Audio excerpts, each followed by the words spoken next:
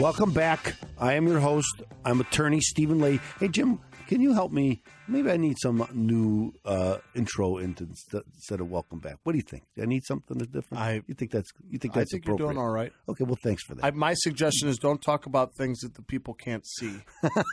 You can't really see on the radio. Like we did last week. We were talking about some birds, flying out the window. Jimmy's kind of. We're trying to have fun. This show is about having fun, but it's also about giving information to you guys. So the best way that we figured out was to have a little bit of entertainment mixed with IRS stuff.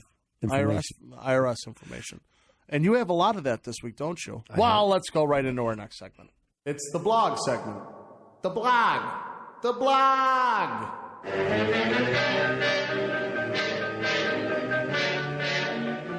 So recently, I have the my channel changer at home, and I have my favorites. So does everybody. And I have my favorites on my channel changer. So I put MeTV on my favorite list. So now I have to scroll through it all the time.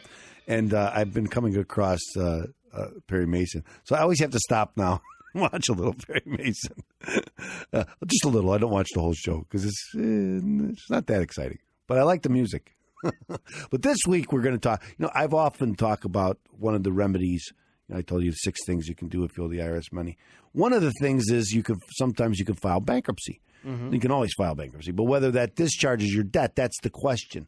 And that's where it becomes kind of. And I harp about this a lot on the show about filing your tax return on time. Get your tax return filed, even if you owe money. And what happens is people generally will file their tax return. They'll owe some money, and then the next year they won't file anything, or they'll owe money and they won't file their tax returns because they think, well, I don't have the money, so I'm not going to file my tax return. And if I don't file my tax return, the IRS won't know that I owe them money. And the answer is yes, they know. Okay, because any document that you use to report your income, like a W-2, like a 1099, right? Those are all sent to you and you use them on your tax return. Well, those are all sent to the IRS too. So the IRS knows you're making money and they know you're not filing your tax return. So you're not hiding it from anybody. You're not under the radar. Isn't that something we see all the time? I hear that all the time. Oh, I think I'm under the radar screen. I'm afraid to do anything about it because they haven't come after me. Well, one day you'll go to your bank and there won't be any money there, and then you'll find out that you're not under the radar screen. Oh, goodness. They knew you all along. They just hadn't gotten to you yet. It wasn't your turn yet. And so I always harp about this. And what's going on is a lot of the courts is okay, so there's 3 important dates if you're going to find out if your debt is dischargeable. So the first one is you have those tax returns must be due more than 3 years ago. So 2017, those were 2016 taxes that were due in 2017. So 3 years before that would have been 2014. 2013 taxes came due. So those would now be dischargeable as long as you didn't file an extension. Those would fit into that 3 years. 3 years ago they were due. The second one is they must be filed more than 2 years ago.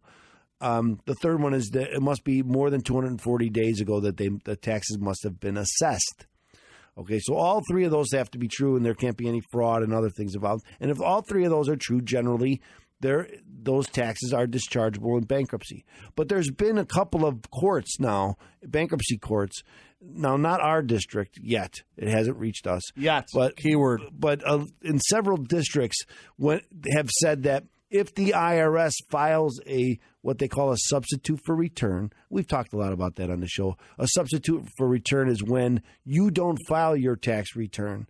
And so the IRS will file it for you. And usually it's wrong, right? Because they won't give you any deductions, they won't give you any exemptions, and it will exaggerate how much you owe. So one of my best examples is I had a client come to see me.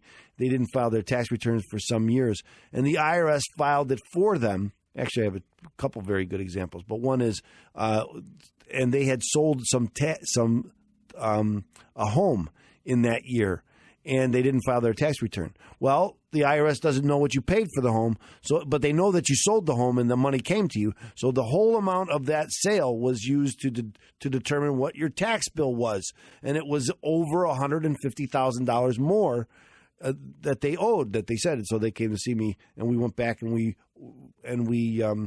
we amended their tax return or filed their tax return and got it in. So what's going on now is these bankruptcy courts are saying that can never be a return. So even though I go back and I amend that return and I correct it, some courts are saying that is because of this language of the statute that makes it dischargeable.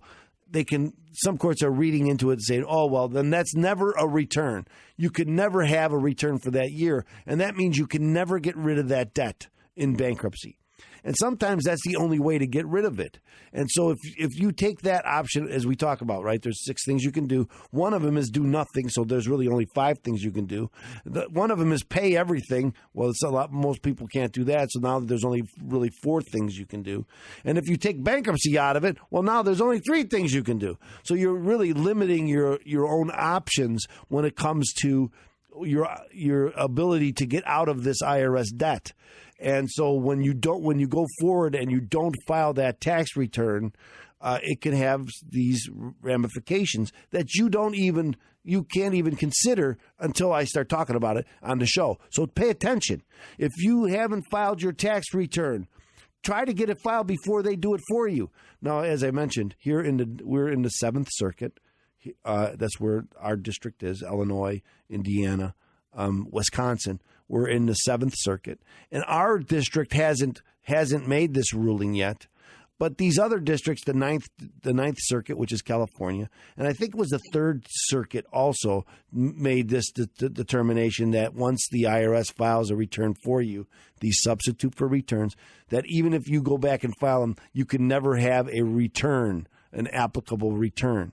And so whatever that debt is can never be discharged in bankruptcy. And again, this becomes it can become very important, trying to get out from under this debt.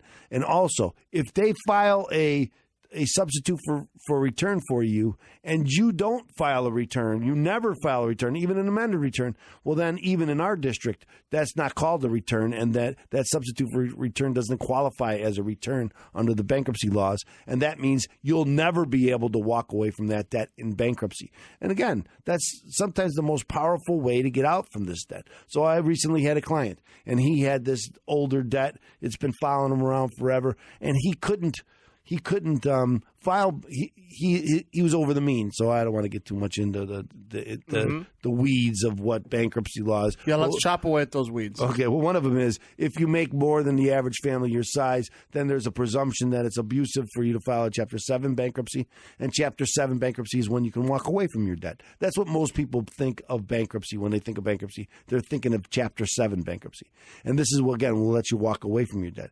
A couple of years ago, the Congress changed the rules and said if you're making more than the average person, then you shouldn't really be able to. What's the average person? Well, it depends on the size of the family. So it goes on the size of your family. But anyway, this guy was over that. He made more than that. But what he didn't know is that taxes aren't considered consumer debts, and then you don't have to. And that could be a little wrinkle in the law to allow you to avoid the means test. I know I'm going beyond what we were talking about. You know what, but I want you to, what I'm trying to get past to you is it's a very complicated area of the law. And if you have if you owe the IRS money, make sure if you go see somebody, whether it's, of course, I want you to come to us and hire us.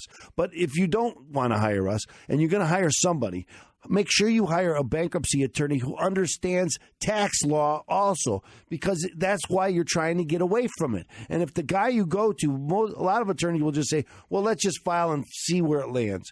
You have to do an investigation to make sure that, because I've had people come to see me, and if we would have filed their case when they wanted me to, they wouldn't have been discharged. But if we just wait a month, they can't get discharged, and it could be $20,000 or $30,000. So this is why difference. it's so important that you have somebody who knows what they're doing, like Attorney Stephen Leahy with OPM Tax Resolution. Remember, 312-664-6649. If you have any questions on the segment you just heard, or just have any questions in general, again, 312-664-6649, or visit ChicagoTaxTeam.com. That's going to be your hub to fight the IRS. Watch previous shows. Get in contact with Attorney Leahy. read the blog report. It's a great little tool to help you get back on track for financial success. So, ladies and gentlemen, stay tuned because after the commercial break, more IRS Radio Hour is going to be coming your way here on AM 560, The Answer.